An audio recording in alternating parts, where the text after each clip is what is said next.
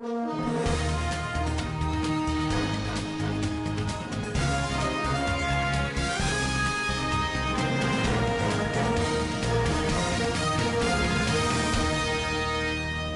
and welcome to Standard Voice Television Global News at 3 p.m. today, 10th March 2026. Equivalent Islamic calendar, 24th day of Ramadan, 1447, after the Hijrah of the noble prophets. I am Hamida Muhammad Idris. In the headlines, President Tinubu optimistic of defeating terrorists nationwide. Tani Mutaraki-led People's Democratic Party BLOC heads for apex court after appeal court verdicts. Troops of Operation Hatlinkai confirm multiple incidents attacks in Northeast. On the international scene, Anthropic takes Donald Trump administration to court over Pentagon draw. And on sport on scene, Eagles media officer Foge dismisses Coach Cheles contract rumor with Moroccan club. Details of these and more will come to you in the bulletin. The government has assured citizens that the present administration will never allow agents of instability to undermine Nigeria's peace, unity, and sovereignty. President Bola Ahmed Tinubu made the pledge while hosting religious and traditional leaders for an interfaith breaking of the fast of the holy month of Ramadan at the Presidential Villa, Abuja. Special advisor to the President on Information and Strategy, Bayo Nanuga, who disclosed the details of the meeting in a statement, said Tinubu also vowed to defeat terrorists, saying they are getting more desperate due to the heavy losses they have suffered in recent weeks. He, however, acknowledged the roles of religious and traditional leaders in promoting peace, stability, and moral guidance within their communities. In his remarks, the A2 of Nupe, Yahya Abubakar, appreciated Tinubu for hosting leaders of the two major religions at the breaking fast of Ramadan, which symbolizes unity. In another development, federal government has projected a $50 billion worth of investment pact in next year's intra-African trade fair. Minister of Industry, Trade and Investment Jumoke Oduole dropped these hints at the official signing ceremony for the hosting agreement for the intra-African trade fair by the Lagos State government in Lagos State. The agreement was jointly signed by the federal government, African Export-Import Bank, Afremix Bank, African Union Commission (AUC), and the African Continental Free Trade Area at her Secretariat. Oduole, who represented President Tinubu, reaffirmed Nigeria's commitment toward trade and investment mobilization, noting that it is pivotal to the renewed hope agenda. Tinubu noted that previous editions of the trade fair have generated over $167 billion in trade and investment deals, with the fourth edition in Algeria alone recording $48.3 billion. Also speaking, President of Afremix Bank, George Elombi, said the bank expects the fifth edition of the Continental Trade Fair to close more business deals than previous editions. So on the news, presidency has shut down about 90 local rice mills nationwide due to widespread smuggling of foreign rice in a move to protect Nigeria's rice industry. The intervention was disclosed during a high-level meeting in Abuja between the Minister of State for Industry, Trade and Investment, John Owan Eno, and the Rice Processors Association of Nigeria, RIPAN.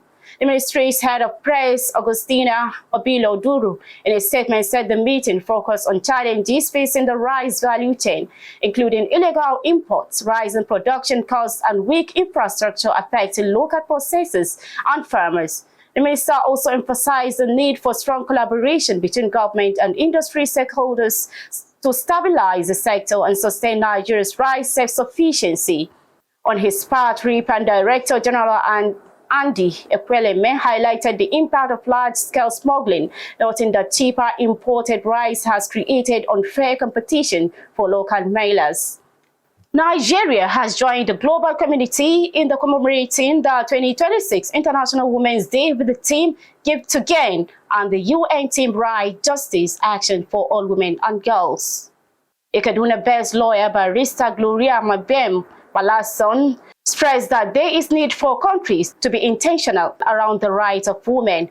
The day is marked March 8th annually across the globe. Standard Voice Television charity Taylor completes the reports. Now her reports. Fatima Umoru Shinkafi has been overseeing financing initiative designed to unlock Nigeria's mining potential with an experience in law and finance. I'd like to thank God for being here today, and I'm humbled by this award, and I accept it with a sense of responsibility and humility. I'd like to thank my parents, my mom, especially, and my father, my late father, Alhaji Umaru Shinkafi, who gave me the best of everything in life. Thank you, Charity. Without reports, and now the news continues. So on International Women's Day, as Nigeria continues to celebrate International Women's Day, the Executive Secretary, Solid Minerals Development Fund, SMD, Fatima Umaru Shinkafi, has been awarded with the 2026 Woman of Impact in Africa. The occasion, which was organized by Arise News, marks the International Women's Day 2026 in Lagos State. Correspondent Charity Taylor has the reports.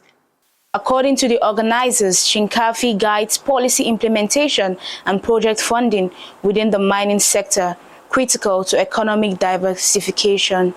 She was also described as committed towards promoting transparency and structured investment, as well as supporting responsible resource development as a pillar of national growth. Also, wife of a former president, Aisha Muhammadu Buhari, and a politician, Aisha Ahmed Dahiru Binani, was among the awardees. Jamila Musa Kanoma, Fatima Umaru Shinkafi, was accompanied by wife of the Minister of Budget and Economic Planning, Zainab Shinkafi Bagudu, Lubabatu Lawal Amani, permanent member, Zamfara Teachers Service Board. Permanent Secretary, Ministry of Finance, Barira Ibrahim Bagobiri. Permanent Secretary, Multilateral and Donor Agency, and Zamfara Agile Coordinator, Saadatu Abdul Gusel, and other important women dignitaries from Zamfara State. I am Taylor Charity. Thank you. Without reports, and now the news continues. Moving to Zamfara State, Governor Dauda Lawal of Zamfara State and his deputy Mani Muhammadi have defected to the ruling All Progressives Congress APC. A video shared on X showed officials and security personnel overseeing the orderly, the replacement People's Democratic Party PDP flags and the hoisting of the APC flag at the government house in Gusau. It was gathered that although Lawal was not present at the government house, his media head Nuhu Anka, who confirmed the development in a statement, said the governor left the PDP after consultations with party leaders and supporters across the state. Lawal is presently in Saudi Arabia performing the Laser Hajj, with Muhammadi serving as acting governor in his absence. The governor had recently announced that the judgment of the appeal court on the PDP crisis will determine his next line of action. The Tanimu Turaki-led National Working Committee (NWC) of People's Democratic Parties (PDP) is set to challenge Court of Appeal verdict at the Supreme Court that annulled its national convention held in Ibadan, Oyo State, and upholding the suspension of Kamaluddin Ajibade and other top party officials. The judgment restrained the Independent National Electoral Commission (INEC) from recognizing the outcome of Ibadan National Convention of the party. The PDP's National Publicity Secretary in Ini, Bong, in a statement, insisted that the convention is an internal affair to the political party. However, the Minister of the Federal Capital Territory, Nyesom Wike-led faction, called for party unity ahead of the convention in its earlier fix for March 29th and 30th, 2026. Governors of the opposition party had previously endorsed the Ibadan Convention held on November 15, 2025, which elected Turaki and other members of the National Working Committee (NWC) for a 4-year term. The news is coming to you on Standard Voice Television. Still to come on the news. Troops of Operation Hadinkai confirmed multiple insurgents attacks in Northeast. On the international scene, Anthropic tags Donald Trump administration to court over Pentagon draw. And a sports update, Eagles media officer dismisses carteless contract rumor with Moroccan club. Stand by for this and more after this break.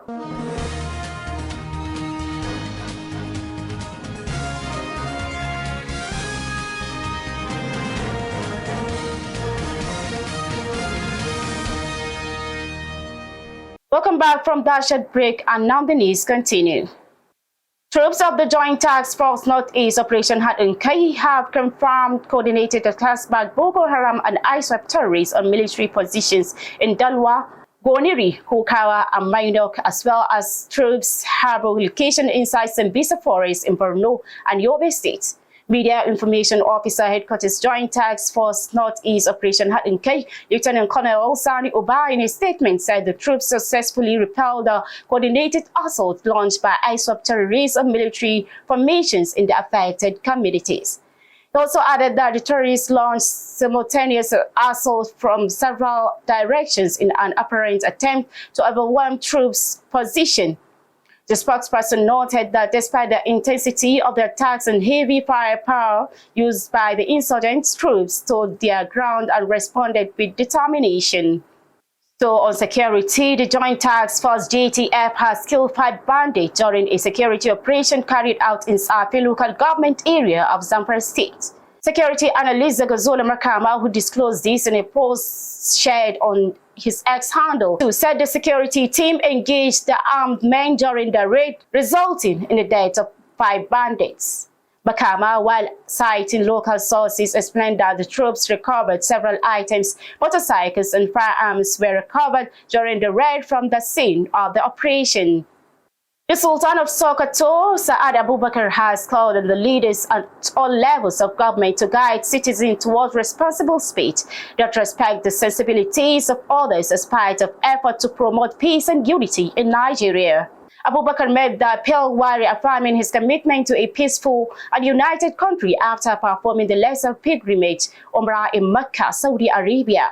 According to a statement released by his media team, the monarch undertook the spiritual exercise on Thursday, March 5, 2026, corresponding with the 16th day of Ramadan 1447 after Hijrah.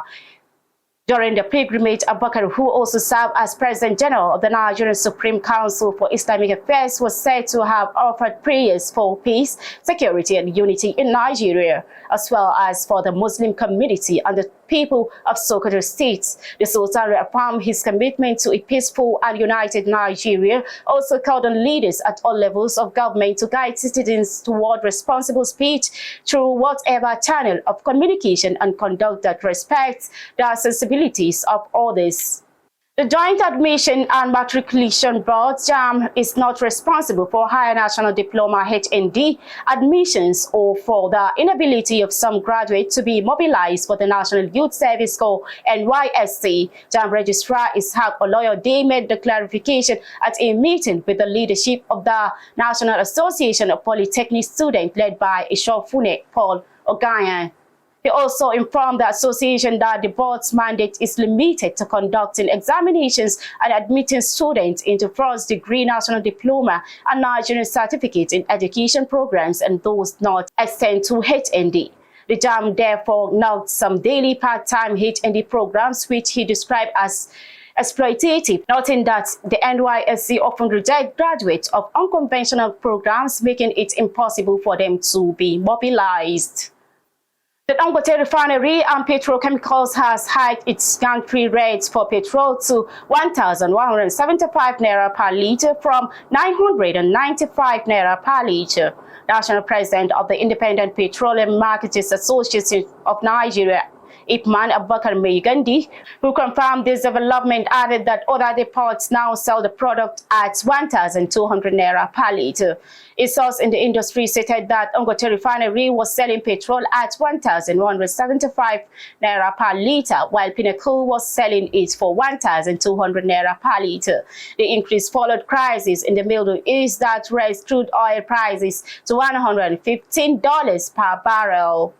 Now to the foreign scene, APPELLATE has filed a lawsuit against the Trump administration, alleging it's retaliated against the AI company for refusing to let its cloud AI model be used for autonomous lethal warfare and mass surveillance of Americans.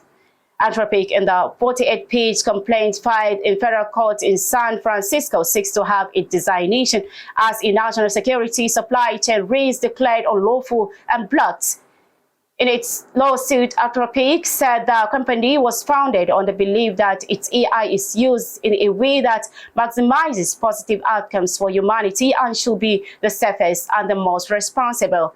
The lawsuit says Anthropic brings the suit because the Federal High Court has retaliated against it for expressing that principle. The dispute erupted after the company infuriated Pentagon Pete Hegseth by insisting its technology should not be used for mass surveillance or fully autonomous weapon system. President Donald Trump ordered every federal agency to cease all use of Anthropic's technology. And finally, to the sport on scene.